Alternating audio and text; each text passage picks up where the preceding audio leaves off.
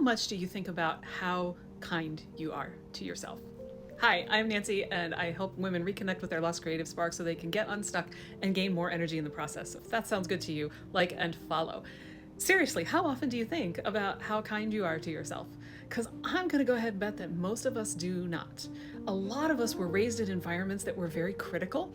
In fact, I have heard folks talk about us living in a criticism culture, and I can really, really believe that, and I'll bet you can too.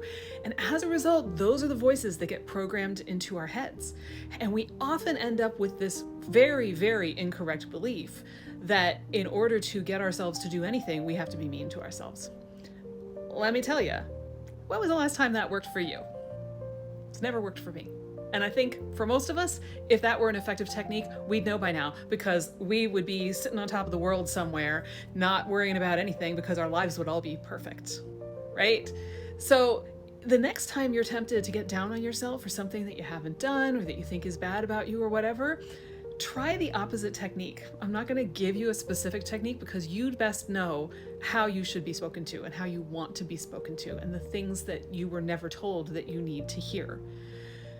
Just try it. It doesn't have to be a big thing. It can be a little bit of reassurance here and there. It can even be looking at the mirror and saying, hey, you know what?